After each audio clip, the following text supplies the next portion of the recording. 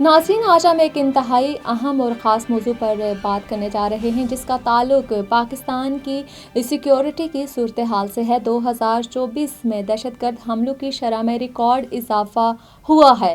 ख़ास तौर पर अगर हम बात करें खैबर पख्तूनख्वा और बलूचिस्तान में, ये दोनों सूबे एक बार फिर अक्सरियत पसंदी के बढ़ते हुए ख़तरे का शिकार हैं। ऐसे वक्त में जब मुल्क सियासी अदम इस्तेकाम का शिकार है, ये सवाल अहम बनता जा रहा है कि क्या हम दहशतगर्दी के खिलाफ जंग में नाकाम हो रहे हैं और हमें इस मसले से निपटने के लिए क्या इक़दामात उठाने की ज़रूरत है। आज के प्रोग्राम में हम इन सवालात का जायज़ा लेंगे और इस बात पर गौर करेंगे नाज़रीन कि किस तरह दहशतगर्दी के खिलाफ हमारे इक़दामात और हिकमत अमली में तब्दीली की ज़रूरत है।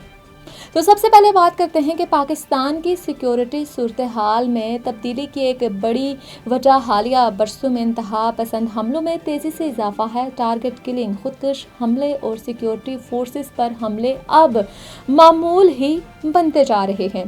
दहशतगर्दों ने KPK के जनूबी अजला और बलूचिस्तान के मुख्तलिफ इलाकों में अपनी सरगर्मियाँ तेज़ कर दी हैं और इनके हमलों में बढ़ती हुई महारत और जदीद असलहा भी नज़र आ रहा है। Pakistan institute of conflict and PICSS security studies के मुताबिक गुज़श्ता 5 बरसों में 2400 से ज़ायद दहशतगर्द हमले हुए हैं, जिनमें ज़्यादातर KPK में देखे गए हैं। इन हमलों के नतीजे में सैकड़ों सिक्योरिटी एहलकार शहीद हो चुके हैं और हमें इस बात की याद दिलाते हैं कि दहशतगर्दों के खिलाफ जंग में हमें नई हिकमत अमली की ज़रूरत है। You came to this country for a brighter future for you and your loved ones. You've made it this far. Now it's time to become a citizen. With citizenship, you gain the right to vote, access to federal jobs, the ability to keep your family closer, and the freedom to travel with a U.S. passport. These are just a few of the benefits waiting for you when you become eligible. We're here to help you through the process with free resources and personalized guidance. Together, we can make it easier. Get started at becomeacitizentoday.com. ताहम एक और अहम पहलू ये भी है कि दहशतगर्दों की हिमायत में अफगानिस्तान में तालिबान की हुकूमत ने इन ग्रुपों को नई पनाहगाहें फराहम की हैं और इसकी वजह से दहशतगर्दों की सरगर्मियाँ बढ़ रही हैं। इसमें कोई शक नहीं है कि इस वक्त हमारे पास दहशतगर्दी के बढ़ते हुए ख़तरे से निपटने के लिए जामे हिकमत अमली की कमी है।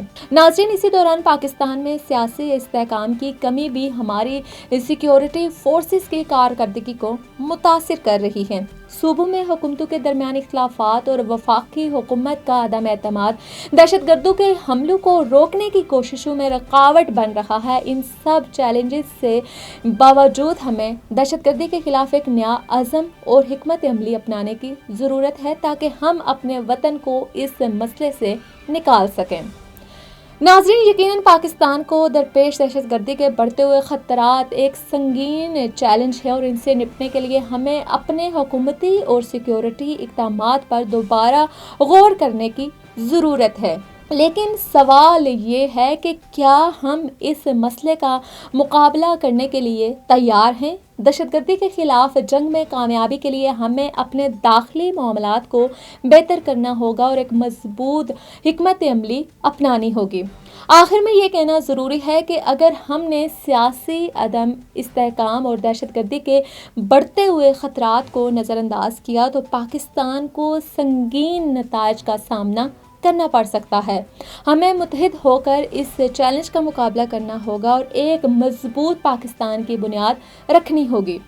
अगर आपको इस मौजू पर हमारा तज़किया और गुफ्तगू पसंद आई हो तो हमारी इस वीडियो को लाइक कीजिएगा, अपने ख्यालात कमेंट में हमारे साथ ज़रूर शेयर करें और हमारे चैनल को सब्सक्राइब करें ताकि आपको ऐसी मालूमाती वीडियोस मिलती रहें। हमें दीजिए इजाज़त, इंशाल्लाह मिलते हैं अगली वीडियो में।